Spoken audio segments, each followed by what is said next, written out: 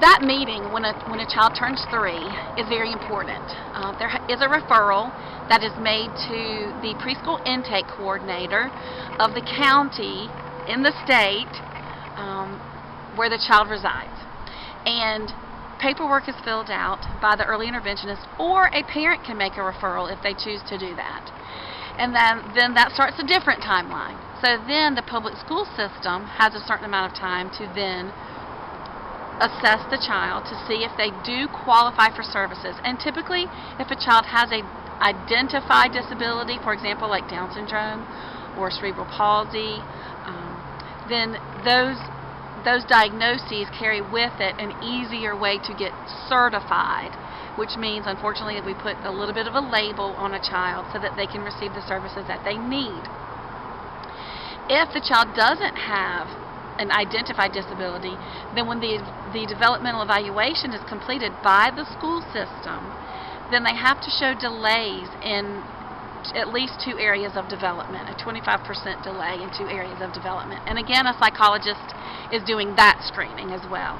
And we get an IQ level at that point. And I know that seems young to be coming up with IQ levels, but we have to have some measure in order to provide special education services. So both programs, the early intervention program, which serves birth to 2-year-olds, and the preschool program, which serves 3 to 5, have laws and regulations that govern how they are administered and how children qualify. So Public Law 99-457 is what qualifies children to receive the preschool services, and part of that law, which is a sub-part of it, is what provides for birth to 2-year-olds. Now, Public Law 99-142, which was established years ago, provides for a free, appropriate public education for all children who were 5 up until 21 years of age, a free, appropriate public education if they had some type of disability. And so Public Law 99-457 expands that to include children who are younger than 5 years old. So there is some important documentation that has to be done. So it starts with that referral. And people that will be involved are obviously the parents, the caseworker. There's usually a preschool intake coordinator, a school psychologist, and then if the child is receiving speech therapy or occupational therapy, those therapists would also, from the school system, be there to evaluate those children. We like to do multidisciplinary and transdisciplinary assessments. That's not always possible, but that is most important, and we like to observe children in their natural environments as much as possible. But some school systems do bring children in to like a play therapy type of session and observe the child and assess with one person leading the assessment. It's more of an arena style assessment that takes place.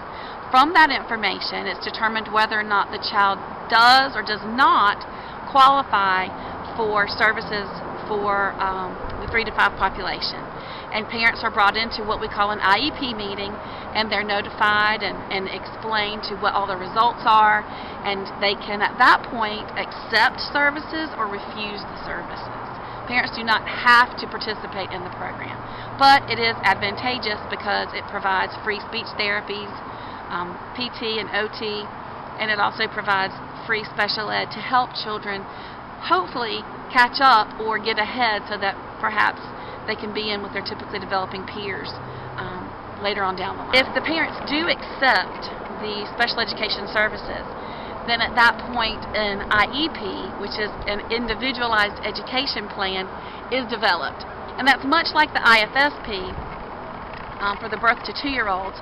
You come up with goals and you work towards those. The difference is that the IFSP is much more family focused because we're seeing what happens, and we're thinking about the child within this family system. So we're treating the whole family. Whereas in the IEP, it's more school-based, and we're treating the child. And we're thinking about academic goals and things like that, of how we can help that child be successful. That document is good for a year, but it is reviewed every 6 months, and it can be changed at any time. The IFSP is good for 6 months. Children change so rapidly at such a young age, so that document is updated sooner. The early years in a child's development are so important. So it's vital that we access these services as quickly as possible. So identifying children and families that need early intervention is very important in our society. In our culture, we have identified the need to support those who are struggling and to support those who have children with special needs.